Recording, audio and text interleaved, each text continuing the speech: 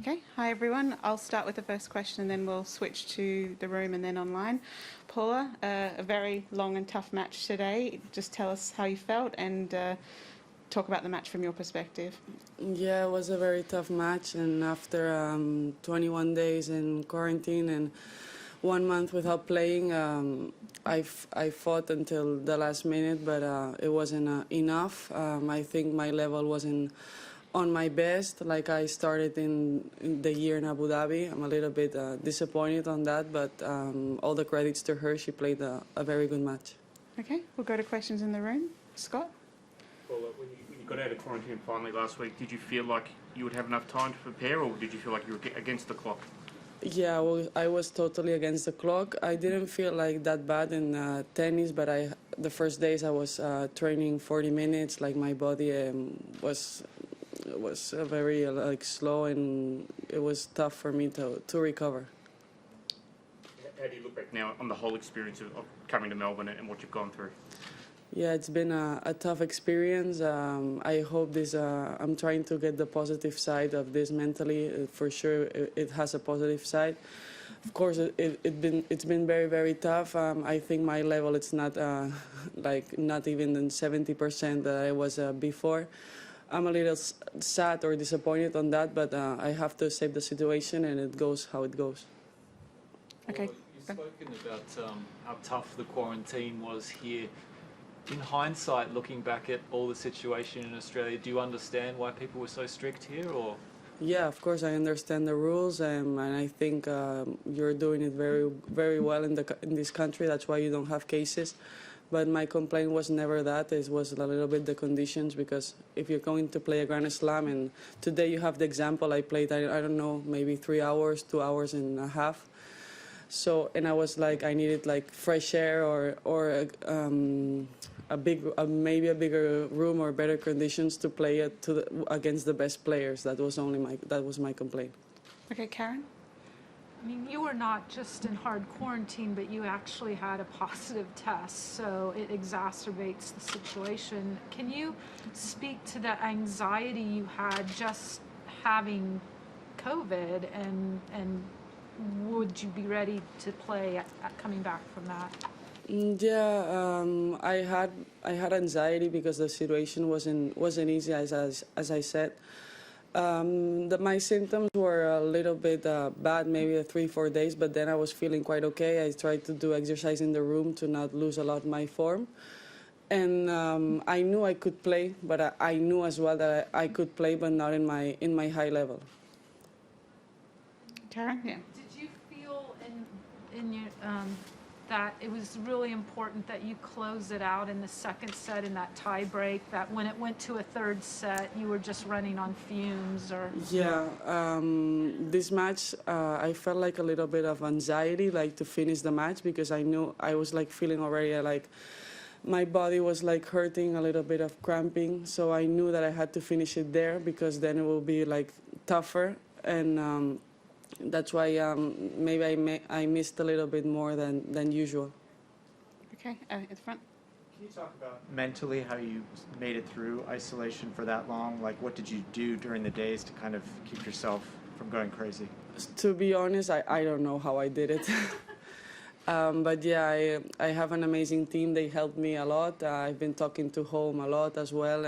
I've been with my team, with my coach. He was with me as well. We did trainings in the room, watching movies, the normal things that you do in quarantine. I couldn't do a lot more. Karen? there were 71 other players that were in the hard lockdown. Did you guys bond through the experience? Have you kept in a text contact to just see how everyone is faring? Or Yeah, we have quite a good relationship between us, and they've been texting me quite a lot and to see how I'm going. I've been doing the same. We've been talking to each other. How do you feel? How does your body feel? And we hope that all these players we get back in the level soon. Here? Behind you, Scott, sorry, yeah. Did you ever find out how you got COVID at all? I have no idea. I don't know if it was in the plane, maybe before in the bubble in Abu Dhabi, in the WTA. I have no idea where it was. Scott? Do you know what you'll do now? Do you think settle down for a few days? What are your plans sort of beyond Melbourne? First of all, I don't even know because I can't move right now. So I will try to recover. These days I have to play doubles as well. Let's see how it goes there, and I will try to play the next week tournament. Any other? Oh, over here. Paula, if you had to do it again in another country for another Grand Slam, the 14 days quarantine, would you do it? No, because I lost a lot my level, and I'm quite. I mean, I'm sad for the match, but I'm even more sad because I lost the level that I've been working so hard these two months in preseason. So no, I wouldn't repeat it.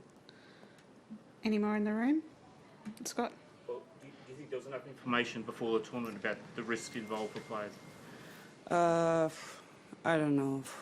I'm a little bit sorry, honestly. I'm a little bit tired of talking about the same because it's been tough for me. I know people in Australia maybe didn't understand what I was trying to explain at the beginning. So I don't know. I'm tired, a little bit sorry.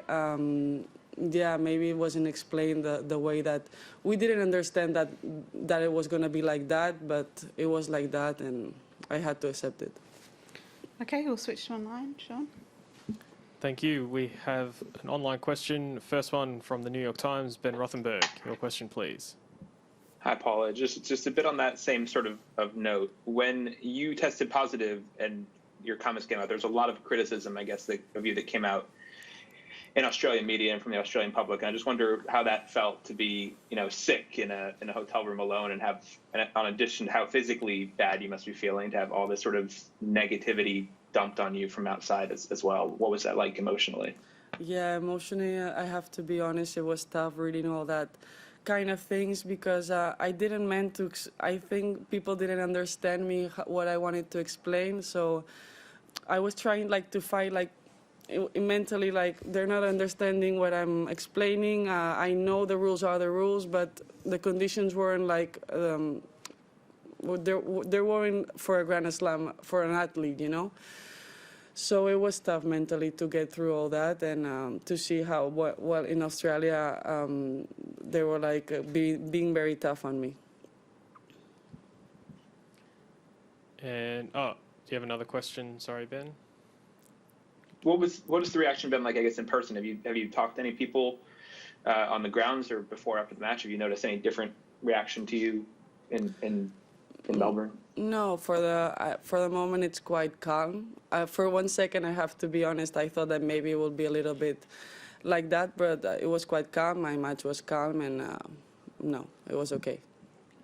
Thank you, everyone. We need to switch to national language, please. Sorry, final question. Howard, your question, please.